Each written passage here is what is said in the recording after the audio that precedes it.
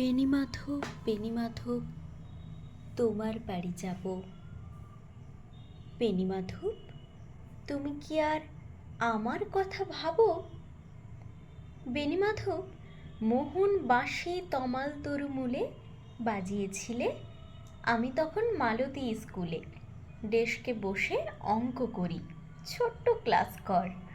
বাইরে দিদিমণির পাশে দিদিমণির বর।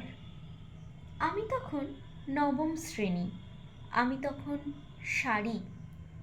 আলাপ হলো বেণীমাধব সুলেখাদের বাড়ি। বেণীমাধব লেখাপড়ায় ভালো। শহর থেকে বেড়াতে এলে আমার রং কালো। তোমায় দেখে এক দৌড়ে পালিয়ে গেছি ঘরে বেণীমাধব। আমার বাবা দোকানে কাজ করে। গুঞ্জে অলি গুঞ্জে তবু ফুটেছে মঞ্জুরি। সন্ধেবেলা পড়তে বসে অঙ্কে ভুল করি। আমি তখন নবম শ্রেণী, আমি তখন 16। ব্রিজের ধারে বেণীমাধব লুকিয়ে দেখা হলো। বেণীমাধব, এত দিনের পরে সত্যি বলো, সেসব কথা এখনো মনে পড়ে? সেসব কথা বলেছো তুমি তোমার প্রেমিকাকে? আমি কেবল একটি দিন তাকে দেখেছিলাম, আলোর নিচে, অপূর্ব সেই আলো। স্বীকার করি, দুজনকেই মানিয়েছিল ভালো।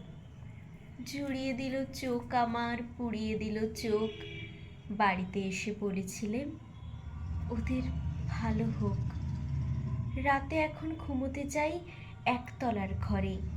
মেঝের ওপর বিছানা পাতা, জ্যোৎস্না এসে পড়ে। আমার পরে যে বোন ছিল চোরাপথের বাঁকে মিলিয়ে গেছে। জানি না আজ কার সঙ্গে থাকে। আজ জুটেছে, কাল কি হবে কালের ঘরে শনি। আমি এখন এই পাড়ার সেলাই দিদিমণি। তবু আগুন বেণীমাধব, আগুন জ্বলে কই। কেমন হবে আমিও যদি নষ্ট মেয়ে হই?